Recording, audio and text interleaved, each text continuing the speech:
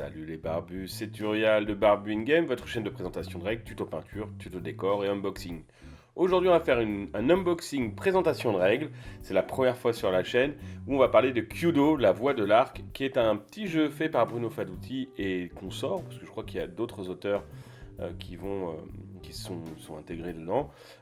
Et c'est un jeu qui est fait par Offline Edition, qui m'a envoyé donc la boîte et dont je remercie de leur proposition de pouvoir vous présenter ce jeu. C'est un petit jeu, c'est pas ce que je présente habituellement, mais là c'est pour les gars comme moi, les barbus comme moi, ou les barbus comme moi, qui ont des enfants et qui du coup qui ont envie de les amener à faire du jeu de plateau, du jeu de figurines. Donc voilà, c'est un petit jeu sympa. En plus, mine de rien, on a eu le droit à une jolie tasse que je vais vous présenter, qui est donc une petite tasse presse. Donc ça me fait toujours plaisir qu'on me considère comme la presse. C'est assez sympa. Et franchement, elle est super jolie. D'ailleurs, je bois le café dedans au moment où je tourne cette vidéo, les barbus. Et franchement, elle est très jolie. Alors moi, je suis un fan du Japon médiéval, pour ceux qui ne le savent pas. Je suis un fan de Five Ring, qui est donc un jeu de rôle médiéval fantastique japonais. Donc c'est un truc que j'aime beaucoup. Donc ça c'est un petit récap pour enlever le film plastique qu'il y a sur les jetons. Bon, c'est pas non plus quelque chose de très compliqué, vous verrez, c'est assez simple. Là, il y a le livre de règles et comme vous pouvez le voir, il n'est pas épais et tant mieux parce que c'est un jeu où faut pas trop lire de règles et qui permettent de jouer facilement. Nous, on l'a lu avec mon fils en un quart d'heure. Il a tout compris, il a assimilé les règles en même temps que je les lisais, donc vraiment du super top. Donc ça, voilà, il y a donc les auteurs et l'illustratrice, et l'illustratrice, ça fait un super boulot, vous allez voir les barbus.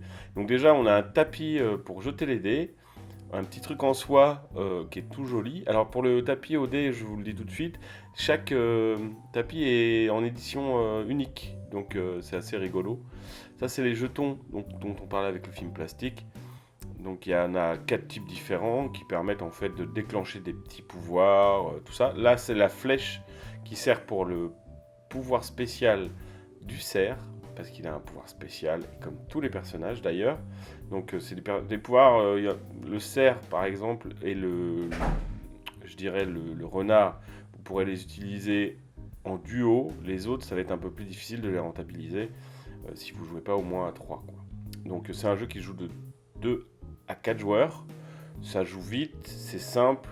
Tout le monde peut y jouer à n'importe quel moment, même s'ils jouent pas, ils sont pas habitués à jouer à des jeux de plateau. Franchement, c'est assez facile.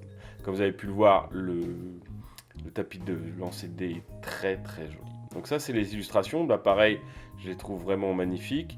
On a l'ours, le cerf, le renard et le chimpanzé, et chacun a un pouvoir spécial. Donc je pourrais vous décrire un tout petit peu plus dans la partie présentation de règles. Ça, ce sont les dés spéciaux. Donc avec des flèches, on va avoir la possibilité de toucher la cible. Et les couleurs vont permettre bien sûr de déterminer où on touche la cible. Plus quelques petits trucs, ça déclenche des petits pouvoirs. Et notamment aussi le pouvoir de chaque super pouvoir de chaque archer, on va dire. Donc là, on a des protèges, des sleeves, excusez-moi, j'arrive pas à retrouver le mot, des sleeves pour les cartes personnages, ce qui est assez sympa d'y avoir pensé. Ça permet d'éviter de les abîmer au fil du temps du jeu. Après, c'est pas non plus quelque chose qui est vital, hein, parce que les personnages, en fait, on les pose à côté de nous et on les manipule pas pendant la partie, donc bon. Et enfin, on a la cible, et donc là, c'est un gros pavé de feuilles et en fait ça permet de pouvoir jouer. Donc c'est assez basique, c'est un jeu qui coûte pas très cher et franchement qui vous permettra de faire des bonnes petites parties, mais on va voir ça dans les règles. Passons à la présentation maintenant des règles les barbus. Kyudo est un jeu qui se joue à 2 à 4 joueurs, qui dure en moyenne une trentaine de minutes et qui peut se jouer avec des enfants. Moi j'y ai joué avec mon fils après avoir lu les règles en 15 minutes. Les règles sont simples à assimiler, même pour un enfant. À Kyudo, on incarne l'un des 4 archers anthropomorphes proposés, le renard, le chimpanzé, l'ours ou le cerf, et l'on participe à un tournoi d'archerie.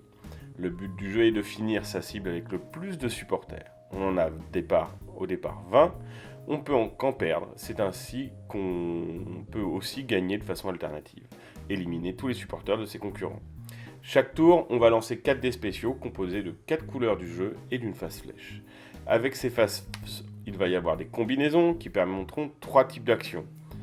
Flèche plus couleur, qui permet de cocher des cases de la cible. La combinaison doit avoir une couleur et une ou plusieurs flèches. Si l'on a 2 couleurs et 2 flèches, on peut cocher 2 cases de couleurs différentes, identiques aux faces couleurs que vous avez tirées. Une couleur et 2 flèches permet de cocher 2 cases de la même couleur, et 3 flèches et une couleur vous permet d'enlever 3 cases de la même couleur.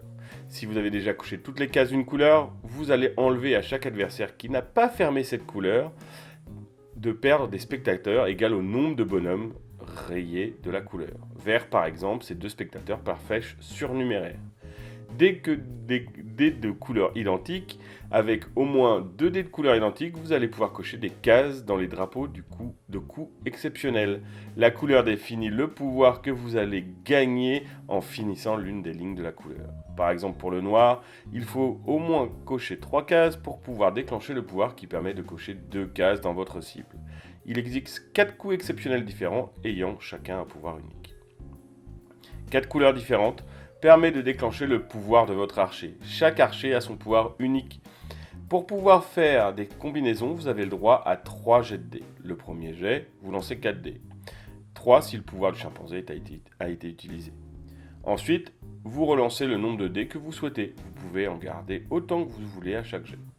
À ne pas oublier que si vous n'avez plus de spectateurs, vous êtes éliminé. C'est le joueur qui finit sa cible, mais qui a le plus de spectateurs qui gagne. Tout le jeu va être de mettre des bâtons dans les roues à vos adversaires, tout en finançant votre cible, en ne perdant pas vos spectateurs pour remporter la victoire. En résumé, Kudo est un petit jeu sympathique qui ne prend pas beaucoup de temps, idéal pour jouer en famille ou avec des amis qui ne jouent pas souvent. J'ai fait plusieurs parties avec mon fils et à chaque fois on a éliminé l'autre en lui supprimant son dernier spectateur. Mais c'est parce que l'on jouait à 2. À 4, je pense que le jeu prend toute son ampleur et vous donnera des heures et des heures de jeu de plaisir. Les barbus. Bon ben voilà les barbus qui nous amènent à la fin de cette vidéo. J'espère qu'elle vous a plu. Si c'est le cas, n'hésitez pas à me poser vos questions ou vos remarques dans les commentaires, à la liker, à vous abonner si ce n'est pas déjà fait et à activer la cloche de notification pour recevoir les alertes de nos futures vidéos. A bientôt les barbus et je vous dis que le poil soit avec vous.